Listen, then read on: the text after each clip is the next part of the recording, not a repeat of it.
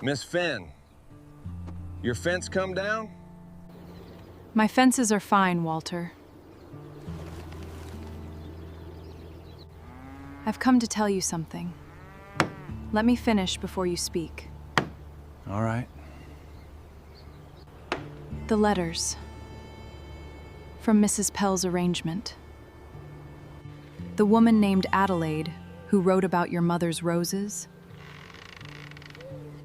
That was me. I wrote every one. No one was ever coming on a wagon. It was only ever me, over the fence, the whole time. Why? The letter came on the last cold morning of the year, and Walter Crane nearly used it to start the fire. He did not know a woman's whole life was folded inside that envelope. He did not know that the hand which wrote it had trembled, that the ink had been bought with butter money, that the words had been rewritten 4 times by candlelight, in a house not half a mile from his own. He only knew the paper was cheap and the writing was small and careful, and that the tax notice beneath it on the table said he had until the summer to find $140, or lose the only ground his family had ever owned. He set the letter down. He picked up the notice, and somewhere across the thawing hills, a woman waited to see if she had finally, after 20 years, been seen.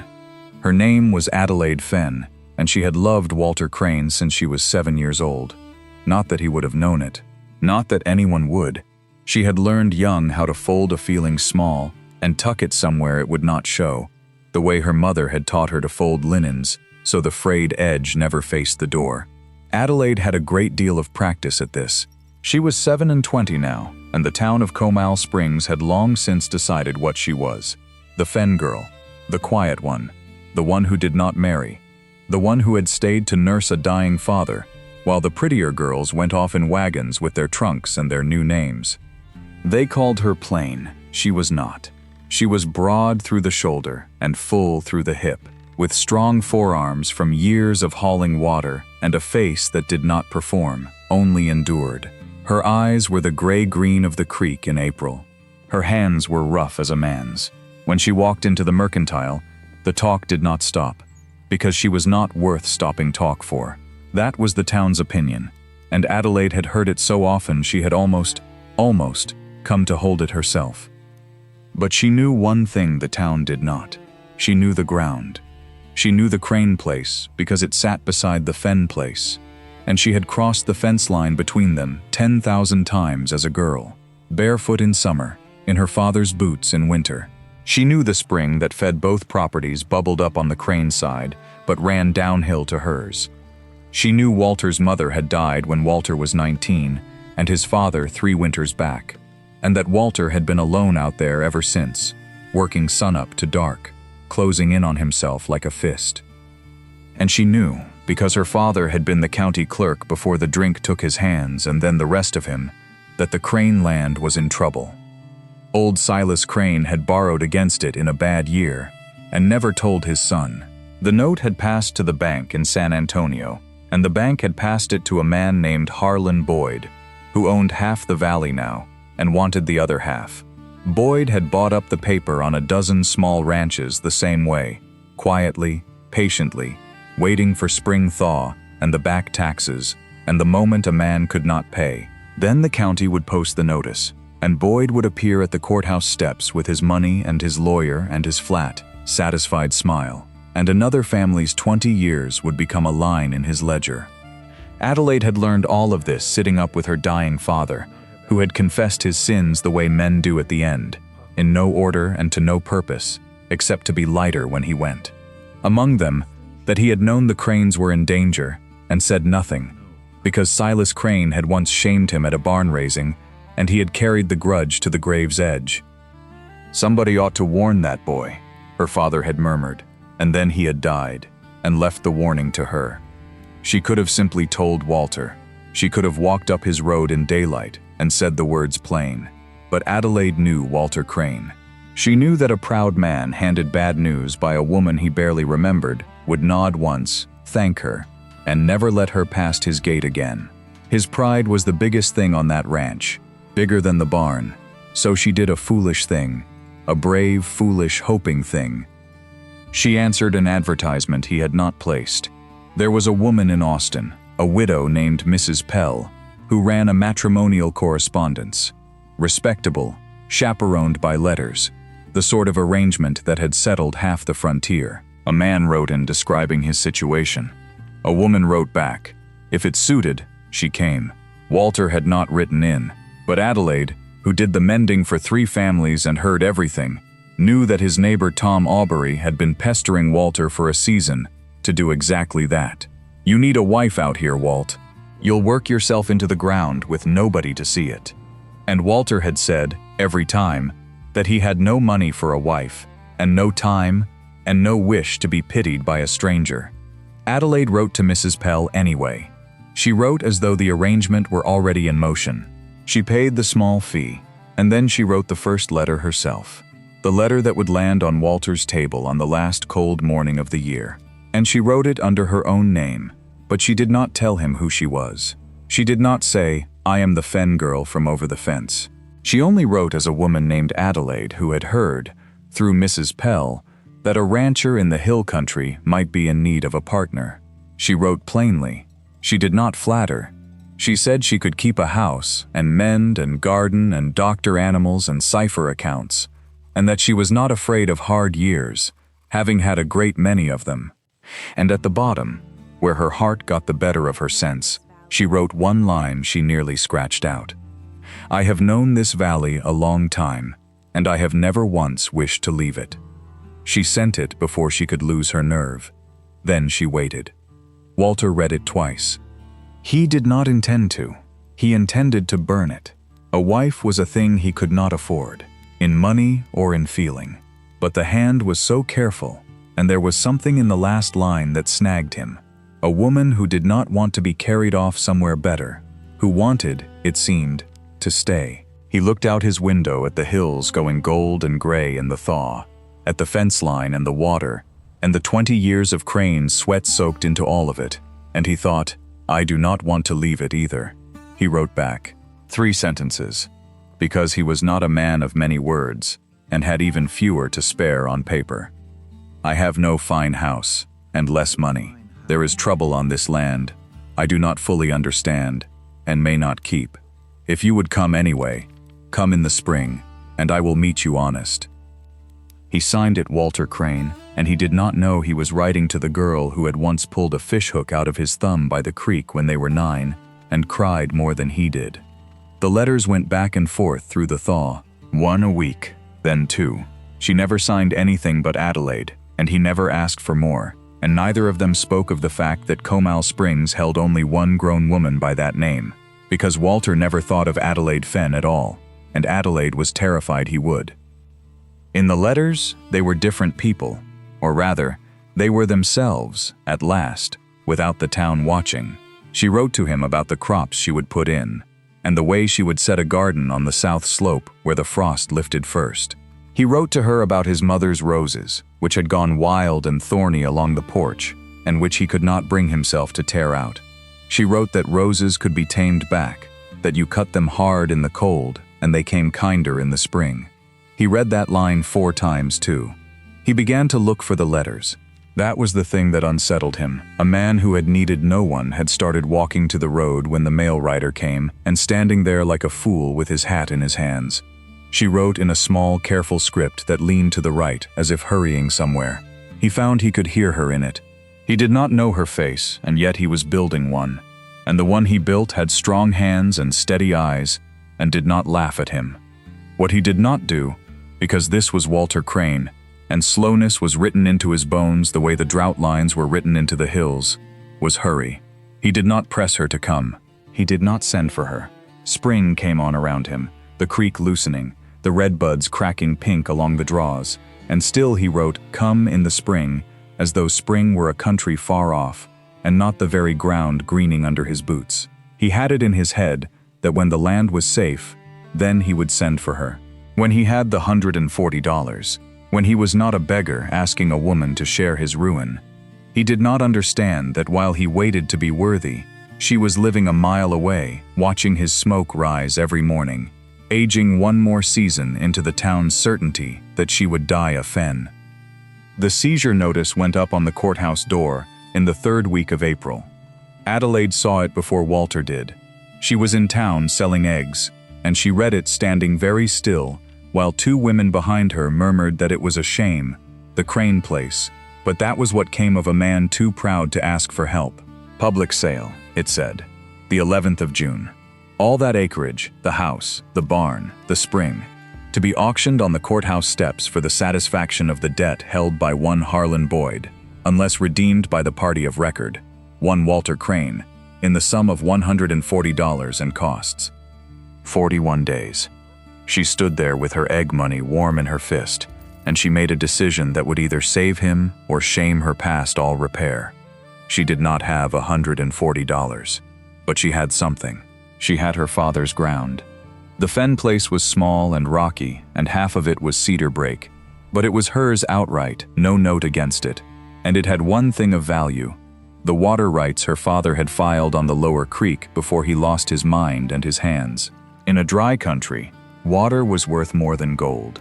She could sell the water rights to Harlan Boyd himself, who wanted them, who had wanted them for years, and it would break her heart, and it would break the only thing her father had ever done right, and it would give her enough to pay Walter's debt near twice over. And Walter must never know it came from her, because Adelaide understood, finally and fully, the shape of the man she loved. If Walter Crane learned that the plain fen girl from over the fence had sold her water to save his land, he would not be grateful. He would be unmade. He would look at her and see his own failure standing in a woman's dress, and every letter that had made him feel like a man again would curdle into charity. He would rather lose the ranch than owe it to pity. She knew this, the way she knew the creek ran downhill. So she would have to save him without letting him see her do it. She went to Harlan Boyd. His office was above the bank, all dark wood and the smell of cigars and other men's misfortune. He was a heavy man with soft hands and a hard mouth, and he looked at Adelaide the way he looked at everything, assessing what it was worth to him. "The fen water," he said, when she told him. "You'd sell it. For a price. You know what I'd pay. You've known for years." He leaned back. "Why now?" Adelaide had thought about this on the walk over. A lie too clean would rouse him, so she gave him a truth cut to fit. "My father's gone. The place is too much for one woman. I mean to sell it entire. Eventually, the water first, to see me through." He watched her a long moment. Boyd had not gotten rich by taking people at their word.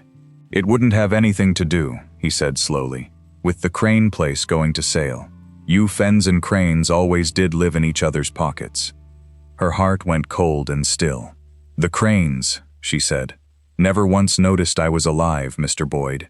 You can ask any soul in this county. I'd not spend a nickel on Walter Crane if he were drowning." And she made herself say it flat, made herself let the old wound show, because the truth of it was the best disguise she had.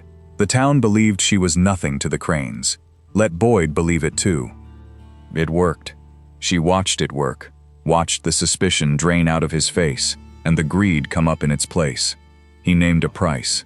It was low, insulting, a fraction of what the water was worth, because he knew she had no other buyer and no man to stand behind her. She took it. She took it because it was $190, and $140 of it would save Walter, and the rest would keep her through the winter, and because a woman alone does not haggle with the man who owns the valley. She signed her father's water away with the county clerk's pen, in the county clerk's office where her father had once sat, and she did not let herself cry until she was on the road home, with the draft folded against her breast. Now came the hard part: how to put the money into Walter's hands without her own fingerprints on it. She had sat up too many nights with her father's ledgers not to know the trick of it. A debt could be paid by any hand, and if the money came through a third one, no name need ever be posted for the town to read. Kin did it, when a proud man needed his home saved and his pride left standing. She would send the money to Mrs. Pell of the matrimonial letters, the one respectable stranger in this whole affair, and Mrs. Pell would carry it quietly to the bank, and Walter would be told only that the debt was settled, Some old correction in the county's favor. An error come right at last. Anything at all except the truth. She wrote to Mrs. Pell that very night, enclosing the draft, begging the woman's discretion, explaining only that the man in question was too proud to be helped openly, and that she meant to save his home before she ever set foot on it. Mrs. Pell, who had been married 3 times and buried 2 husbands, and understood the pride of men better than any clerk in Texas, wrote back a single line that Adelaide kept for the rest of her life. "You are either a fool or the finest woman in the hill country, and I have known a great many of both. It is done." It was done. On the 2nd of May, Walter Crane received a letter from the bank in San Antonio, informing him that the note against his property had been satisfied in full, the lien released, the June sale canceled. There was mention of a correction, a third-party provision, language he did not understand. He read it standing at his road with the mail rider watching, and he did not believe it. He rode into town and made them show him the courthouse record.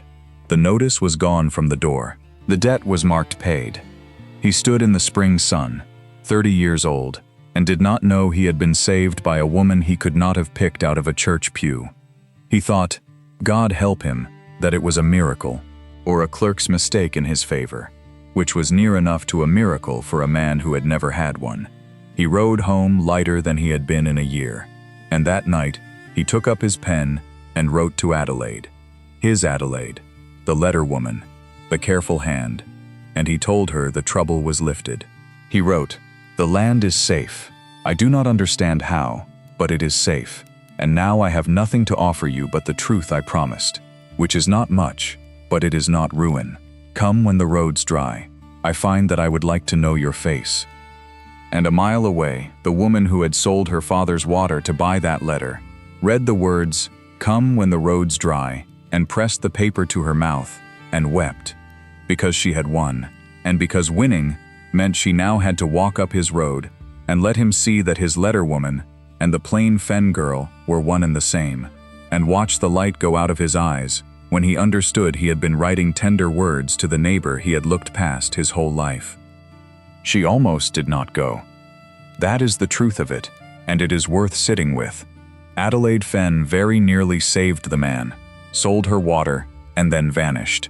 Wrote one last letter saying she had changed her mind, could not come, wished him well, and let him keep his safe land and his dream of some lovely stranger who never arrived. She got as far as writing the first line, regret to say.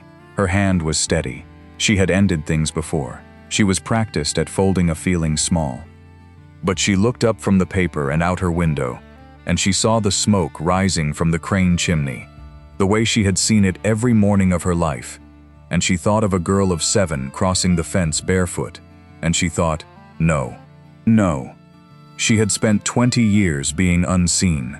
She had nursed a bitter father and buried him, and sold the last thing he had valued, and she had done it all in the dark so that a proud man would not be shamed. She had earned the right to be looked at, even if he flinched, even if he could not love her once he knew. She would not let herself disappear a second time by her own hand. If she was to be turned away, let it be to her face, in daylight, standing on his porch with her chin up. Never too late, she told herself, though she did not yet know she believed it. Never too late to be found. She put on her good dress, which was gray and plain but clean, and she pinned her hair, and she walked the road she had walked 10,000 times, and she crossed the fence line one last time as a girl, and came up the other side a woman about to be known. Walter was mending the porch rail when she came into the yard. He straightened up, hammer in hand, and looked at her the way he looked at all his neighbors, with a nod and a guarded courtesy and no particular interest. "Miss Fenn," he said. It cost her, that it came so easy to him, her own name meaning nothing.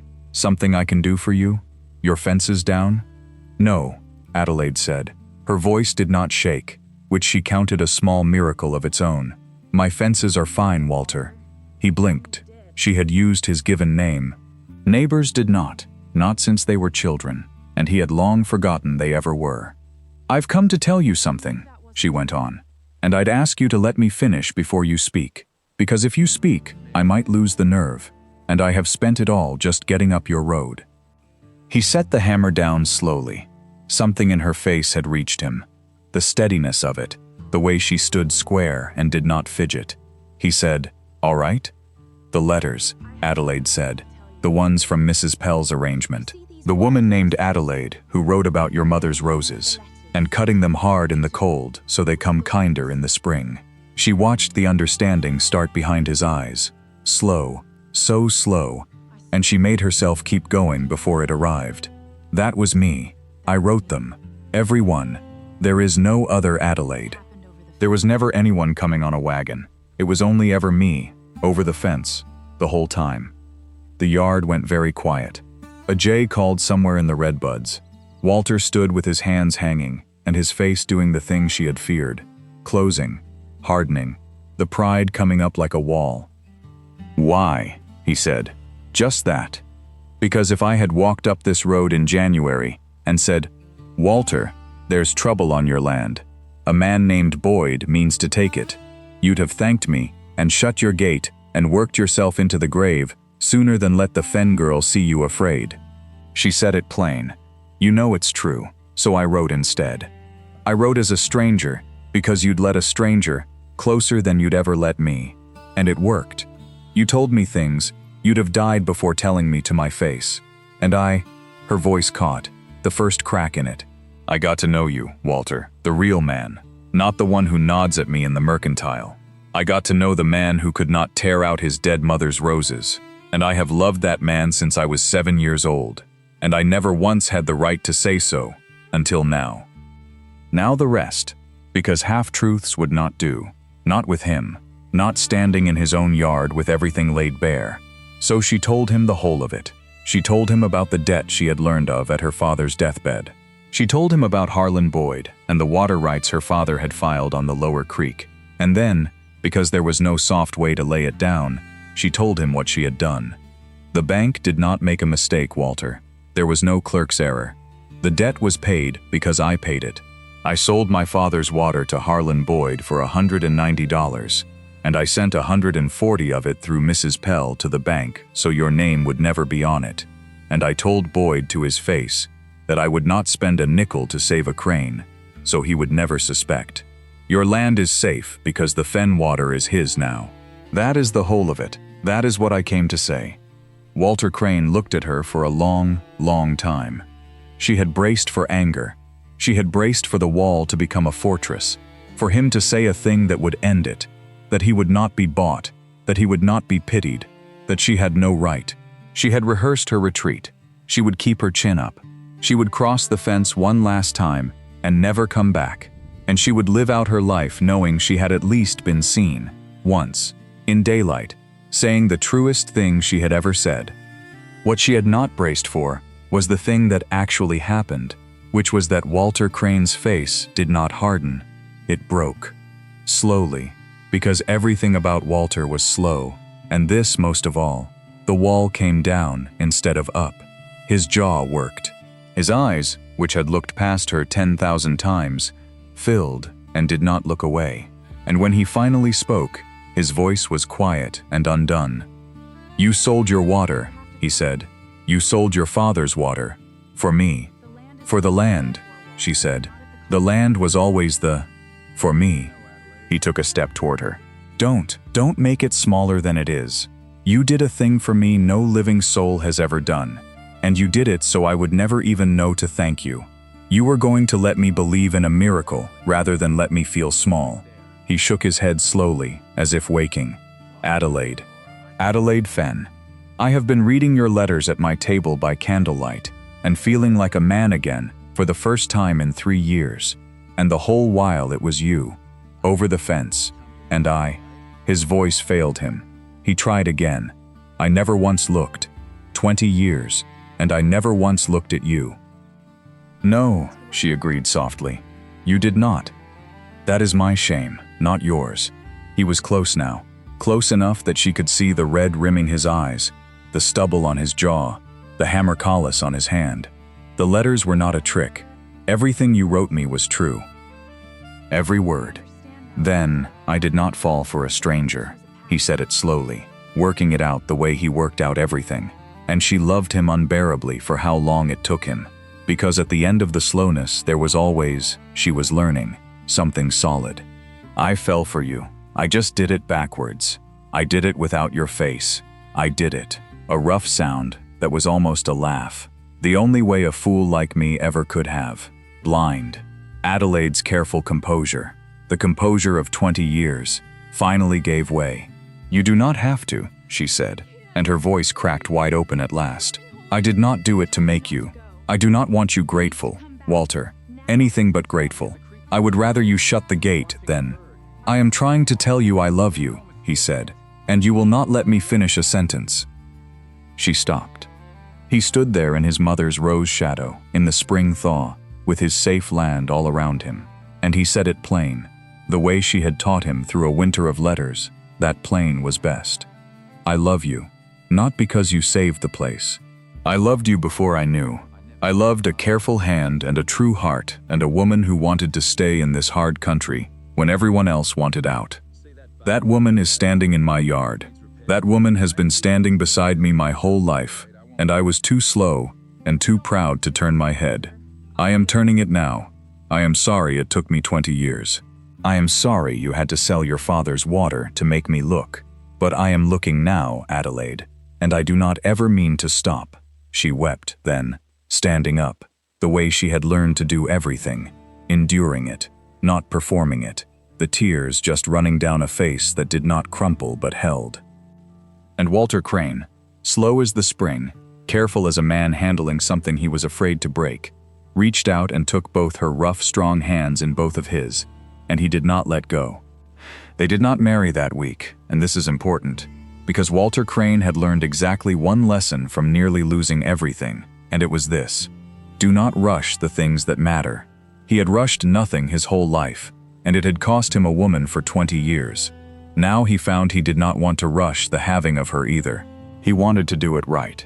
So he courted her, properly, in daylight, in front of the whole town of Comal Springs. He came to the Fen place on Sundays with his hat in his hands.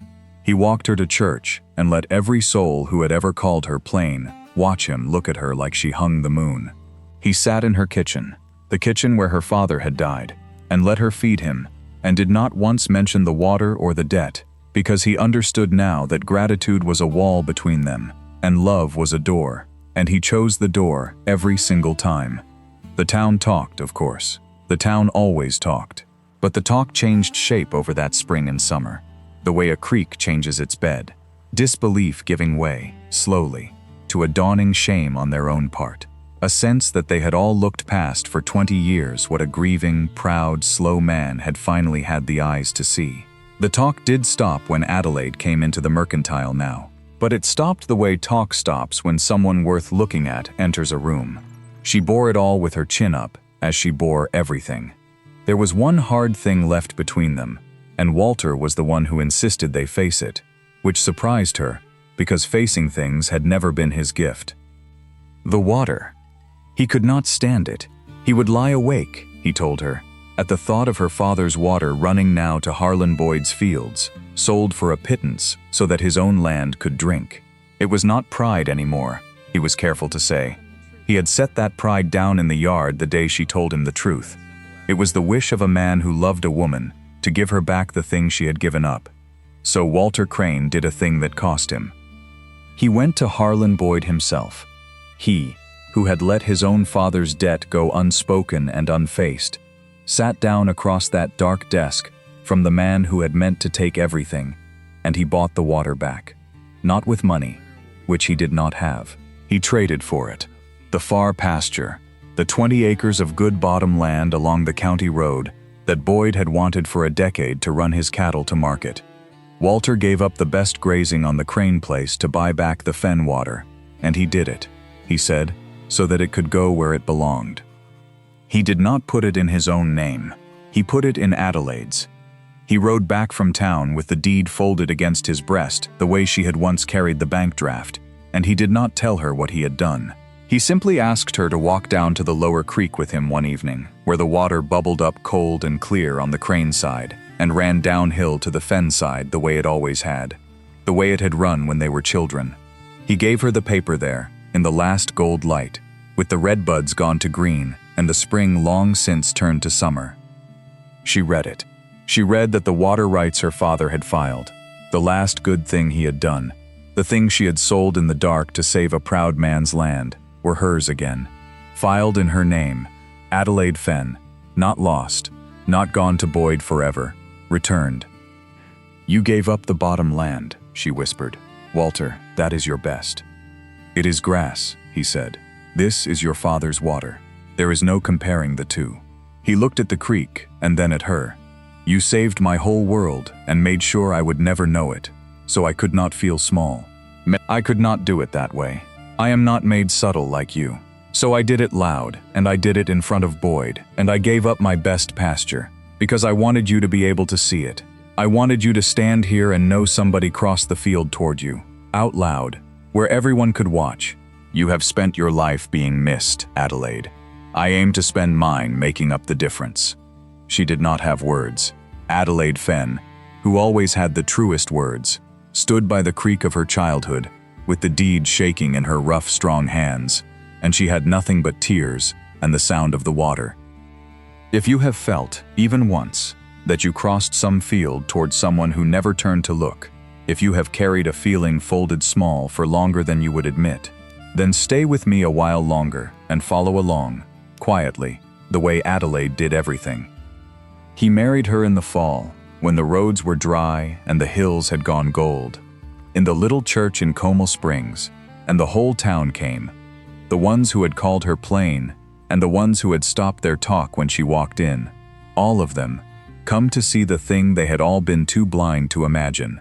She wore gray, because gray was hers and she would not pretend otherwise, but her grandmother's pearl combs were in her hair, and Walter Crane looked at her coming up the aisle, like a man who had spent 20 years walking past a locked room, and had finally been given the key. They took her father's water and his rocky ground and Walter's safe land and made one place of it.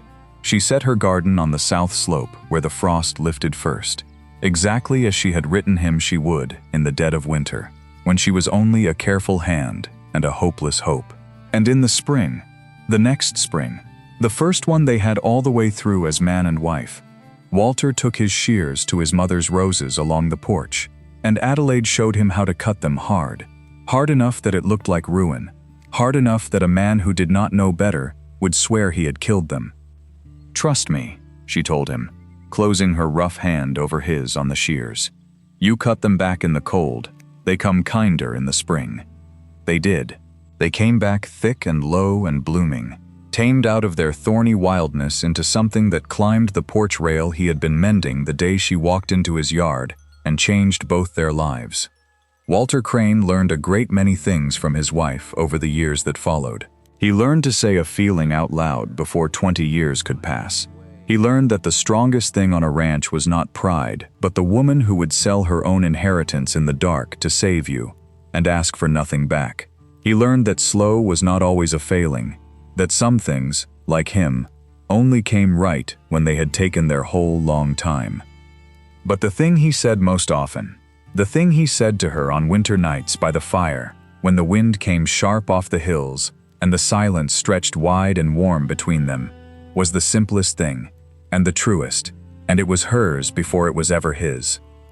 "I found you late," he would say, "but I found you." And Adelaide, who had spent 27 years folded small and unseen, in a valley that looked right past her, would put her rough, strong hand in his, and answer the only way she had ever needed to. "You found me," she would say. "That is all that was ever asked. Because it is never too late to be found. Not on the frontier, not in a hard country, not for a plain woman with a hidden heart, or a slow man with a closing fist for a soul. The field between two people can go uncrossed for 20 years, and still, one spring, one thaw, one brave and foolish letter, someone finally turns their head and looks, and sees, and does not look away again. That is the whole of it. That is everything. To be seen at last by the one you would have crossed any field to reach. These stories are made with love. If this one stayed with you, subscribe to the channel, and stay a while by the fire with us. That is all I ask.